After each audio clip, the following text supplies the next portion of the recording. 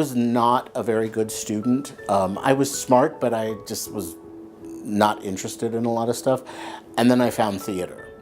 And theater became like my life. And I remember standing on stage when I was 15 years old saying, I'm going to move to New York and work in the theater. And I went to Cal Arts to study theatrical costume design.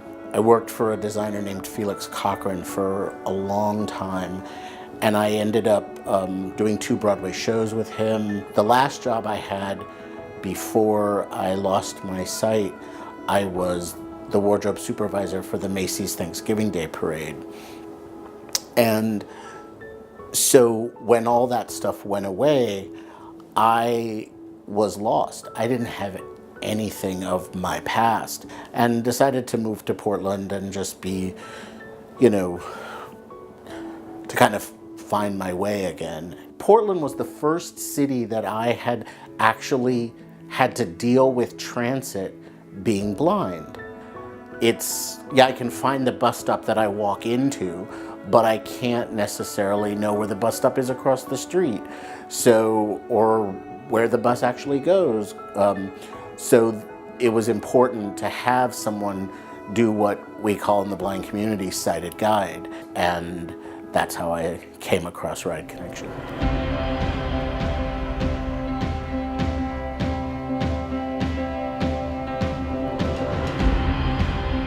Michael has a lot of great experiences. He's done a lot of different things. He was so excited for the opportunity to be out on transit, and it was almost like an emotional feeling that was coming up, I think, for both of us. For him, it was having that freedom and having the ability to be out in the community. And for me, it was emotional because I was going to be present. I was going to be a part of that and helping him change his life and have more opportunities to be himself. She and I just hit it off, and it was more like 2 friends going out looking for a way to get from point A to point B.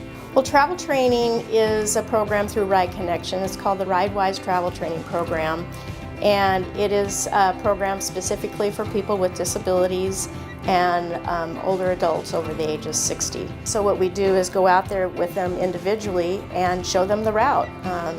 We pick out landmarks, street names, and we show them how the bus operates, the do's and don'ts of using the bus.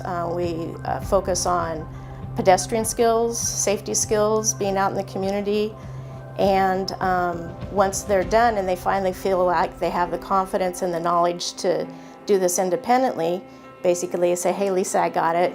I don't need you anymore. I'll give you a call when I do. I can go to get my hair cut, I go to the doctor, and just to have the power of your own peace of mind to say, I can do this. It's been a really encouraging and positive thing in my life.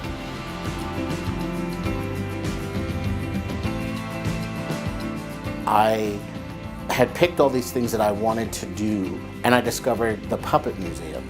They're open, late in the week, and they have classes and all kinds of stuff. So I was like, oh, this is something I could do because I used to be a costume designer before I lost my eyesight.